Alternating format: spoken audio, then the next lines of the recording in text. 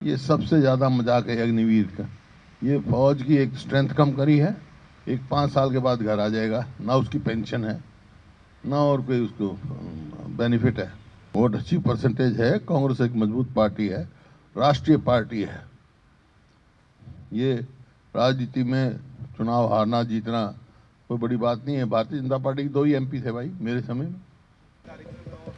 ये जो है कुरुक्षेत्र में हरियाणा के नवनिर्वाचित जितने कांग्रेस के अध्यक्ष हैं, जिला कांग्रेस के, और उत्तराखंड के जिला के अध्यक्ष, उन सबका प्रशिक्षण केंद्र है।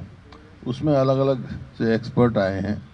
वो आर्थिक तौर पे भी हम कहाँ खड़े हैं, और जो है कांग्रेस के इतिहास के बारे में, कांग्रेस ने क्या क्या फैसले लिए थे, सारा वो बता रहे हैं। अलग अलग सब्जेक्ट के उनको ट्रेनिंग दे रहे हैं। आपस में तो इकट्ठे रहना पूरे दिन क्लास लगाना, तो एक संगठन की जो भावना होती है ना, इकट्ठापन की, वो भावना दी जाए। ये कोई नई बात नहीं, पहले भी कांग्रेस अध्यक्षों को दिया जाता था भाई। कांग्रेस के इतिहास के बारे में, कांग्रेस की कुर्बानियों के बारे में, देश की आज़ादी की लड़ाई के बारे में कोई अलग अलग नहीं है। कांग्रेस का इतिहास और देश की स्वतंत्रता संग्राम कोई 2 चीज़ नहीं है।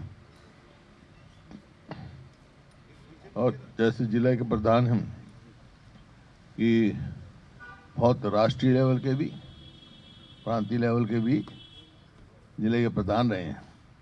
जैसे चौधरी छोटू राम रोहतक जिला के प्रधान रहे, मेरे दादा चौधरी मातूराम रहे, मेरे तो घर पिताजी भी रहे, और पंडित श्री राम शर्मा, चरणबीर सिंह, चौधरी सुल्तान सिंह, ये सब जिला के अध्यक्ष रहे।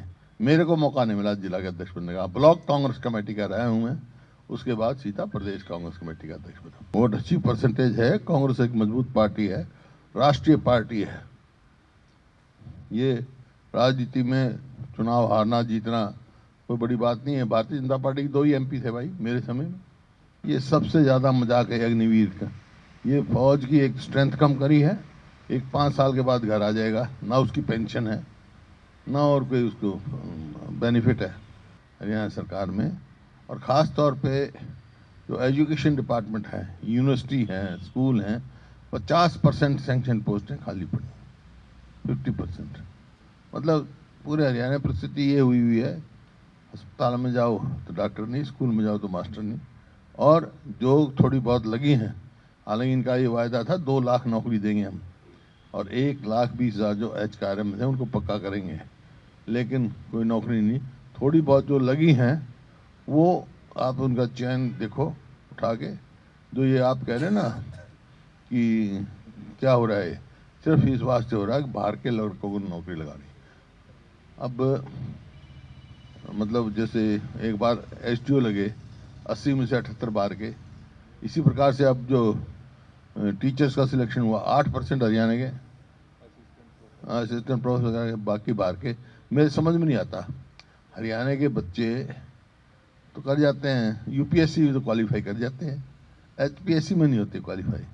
इनको सीखना चाहिए राजस्थान से। राजस्थान में जो है, क्योंकि जो और प्रदेश हैं, तमिलनाडु है, कर्नाटक है, पंजाब है, और ऐसे हैं जिनकी भाषा अलग है, वो तो अपनी भाषा के भी पेपर लगाते हैं, उसमें भी नंबर लगते हैं। यहाँ तो हमारी हिंदी है, राजस्थान की भी हिंदी है, लेकिन राजस्थान ने ये कर रखा है कि एक क्वेश्चन पेपर जनरल नॉलेज का होगा, वो राजस्थान से कनेक्टेड होगा। तो एक वो तरीका है उनका। नहीं, मतलब बच्चों को क्यों नहीं नौकरी मिल रही? बाहर के क्या ज़्यादा क्वालिफाइड है हमारे से? क्योंकि यहाँ नौकरियाँ बेची जा रही है। इनको तो हरियाणा पब्लिक कमीशन का चेयरमैन भी हरियाणा का नहीं मिलता।